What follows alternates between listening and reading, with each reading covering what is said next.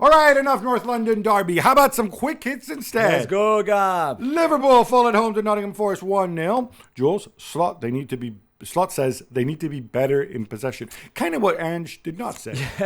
Yeah, I mean, against the well-organized Forest defense and the low block, they just never really found, I think, their way. Okay, Luis Diaz hit the post, but he made that chance himself, but the way he recovered the ball and everything.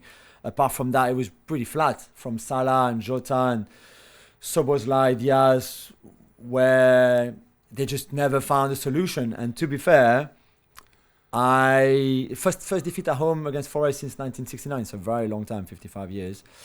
And Forest could have scored 2 easily after that great Hudson-Odoi score. I think credit to Forest and for Liverpool. You know, I think sometimes it's hard.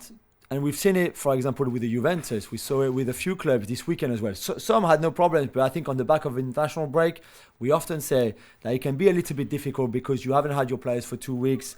They're coming back. It could be a little bit flat, a little bit sloppy. And I think that's what happened to Liverpool. Maybe Slot should have changed something in the starting lineup. Yeah, and I think he will change something in midweek in the Champions League. Murillo, by the way, I thought was phenomenal. Yeah, again, just as he's been for much of last season. But I think we have to, I don't like Nuno Espirito Santo.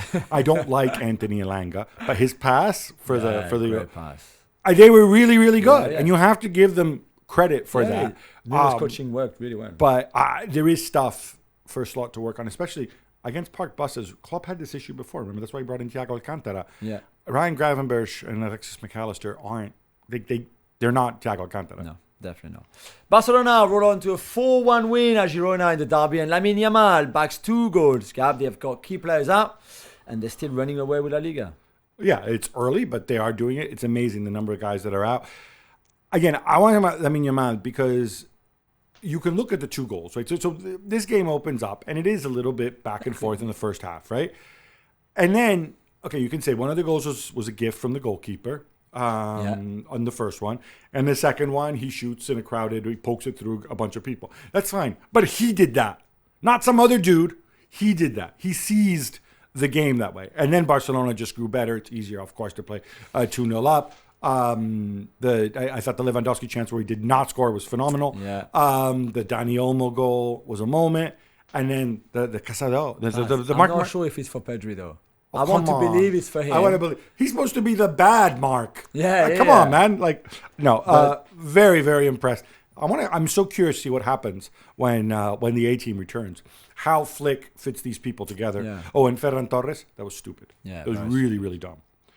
Bayern beat up Holstein Kiel 6-1, and Harry Kane scores a hat trick. Jules, is Company getting it right, or are Kiel just awful? No, Kiel was just not good enough for this Bayern team, who scored early as well, and there was just never a match. I mean, the difference in level, if you're watching that game, was just so striking. There was no match. Well done for Kane for a hat trick and 1 assist. I think Michael Olise with his first goal, which I think would be really good for him. Even Kingsley Coman had an assist. So it was a great afternoon on Saturday for Bayern and for Company. I guess these are always good, especially before the Champions League.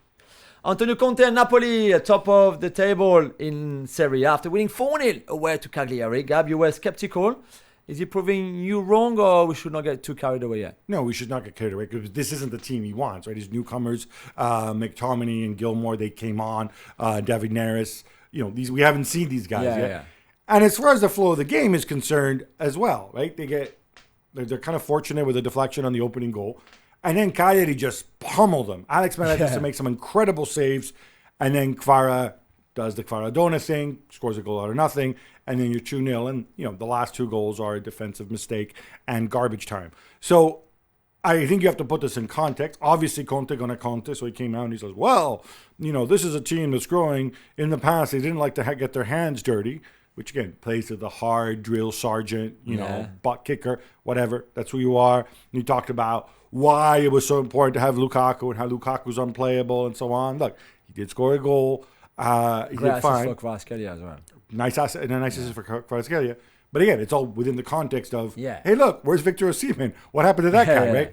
I'm curious to see what happens is when we see the real Conte Napoli, so the ones with the players he wanted.